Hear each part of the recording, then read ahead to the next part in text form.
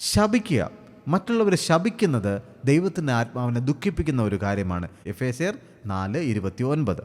കേൾക്കുന്നവർക്ക് കൃപ ലഭിക്കത്തക്കവണ്ണം ആത്മീക അഭിവൃദ്ധിക്ക് ഉതകുന്ന നല്ല വാക്കല്ലാതെ യാതൊരു ദുഷിച്ച വാക്കും നിങ്ങളുടെ വായിൽ നിന്ന് പുറപ്പെടരുത്. ദൈവമക്കളുടെ വായിൽ നിന്നും അനുഗ്രഹിക്കാനുള്ള വാക്കുകൾ മാത്രമേ വരാവൂ.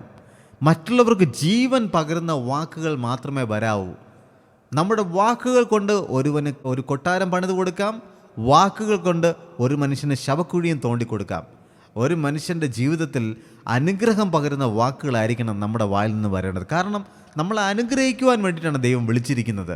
നിന്നെ അനുഗ്രഹിക്കുന്നവരെ ഞാൻ അനുഗ്രഹിക്കും, നിന്നെ ശപിക്കുന്നവരെ ഞാൻ ശപിക്കുമെന്ന് പറഞ്ഞിരിക്കുന്നു.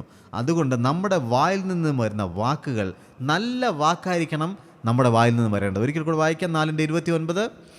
കേൾക്കുന്നവർക്ക് കൃപ ലഭിക്കത്തക്കവണ്ണം. അപ്പൊ കേൾക്കുന്നവർക്ക് നമ്മുടെ വാക്ക് കേൾക്കുമ്പോൾ മറ്റുള്ളവർക്കൊരു കൃപ ലഭിക്കണം. കൃപ ലഭിക്കത്തക്കവണ്ണം ആത്മീക അഭിവൃദ്ധിക്ക് ഉതകുന്ന. അപ്പൊ അവർക്ക് നമ്മുടെ വാക്ക് കേൾക്കുമ്പോൾ അവരുടെ ആത്മീക അഭിവൃദ്ധി, ആത്മീയമായിട്ട് അവർക്ക് വളരാൻ പറ്റണം.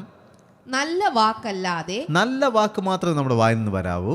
യാതൊരു ദുഷിച്ച വാക്ക് നമ്മുടെ വായിൽ നിന്നും വരരുത്, നിങ്ങളുടെ വായിൽ നിന്ന് പുറപ്പെടരുത്. അതെ, ദുഷിച്ച വാക്ക് വരിക ദൈവത്തിൻ്റെ മക്കൾക്ക് ചെയ്യുന്ന ഒരു പണിയല്ല.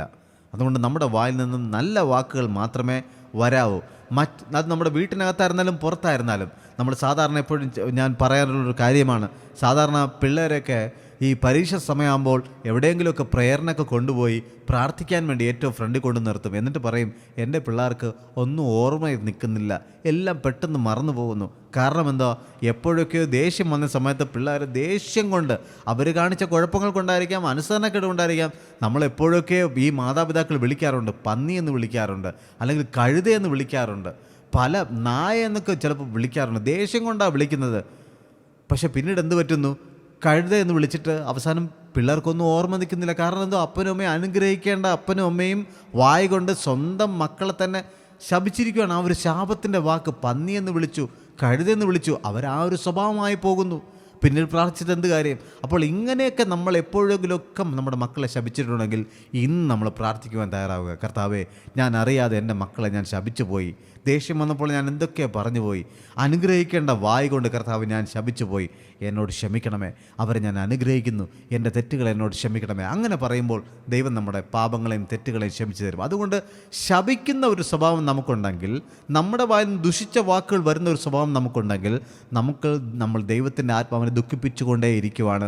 ആ ഒരു ശീലം വിട്ട് പുറത്തേക്ക് വരുവാൻ ദൈവത്തിൻ്റെ ആത്മാവ് നമ്മളെ വിളിക്കുന്നു.